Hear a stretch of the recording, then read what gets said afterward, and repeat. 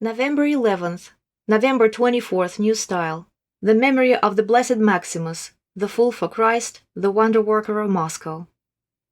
The merciful Lord revealed several paths for salvation and attaining eternal blessedness. However, the most difficult and arduous of them all is the feat of voluntary holy foolery. Blessed Maximus chose this path and steadfastly followed it until his very end. Time has not preserved for us a detailed account of the life of this Moscow wonder-worker. Renouncing all the comforts of life, he wandered almost naked through the streets of Moscow, enduring both cold and heat. With his sayings, he restrained many from evil and encouraged others in their labors. "Though winter is harsh, paradise is sweet," he often said. "For patience, God will grant salvation. God is great. He will find injustice. Neither will he deceive you, nor can you deceive him. Everyone makes the sign of the cross, but not everyone prays." In the first half of the 15th century, Blessed Maximus undertook his spiritual struggle. It was a difficult time for the Russian land. The Tatar yoke, famine, droughts, and the plague oppressed the people. Through his patience, the saint taught people to endure. Living an ascetic life himself, he wished others not to forget their souls amid temporary wealth. He prevented Moscow merchants from unfair deals, saying, "At home he has a chapel, but his conscience is for sale. He is Abraham by the looks of his beard, but he is Ham when you see his deeds."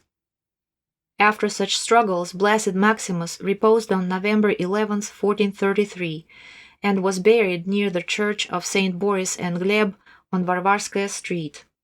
It pleased the Lord to glorify his servant with miracles. For instance, in 1506, a man with a paralyzed leg was healed at his grave. On August 13, 1547, the incorrupt relics of Blessed Maximus were discovered, and his feast day was established. The main relics remained in a shrine.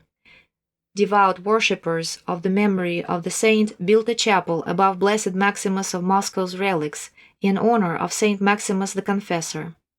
In 1698, due to the efforts of Moscow residents Maximus Verkhovitin and Maximus Sharovnikov, the old churches were dismantled.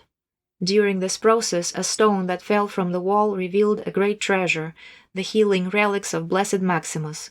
They were reverently transferred to one of the Moscow cathedrals, where they remained throughout the construction of the new church. This church, which still exists, was consecrated in the name of Blessed Maximus, with a chapel dedicated to Maximus the Confessor. The relics of the blessed saint were kept in this church for about 40 years. In 1737, a severe fire occurred, known as the Trinity Fire, which engulfed the Church of Blessed Maximus of Moscow. The entire church burned down, along with the shrine containing the relics of Saint Maximus.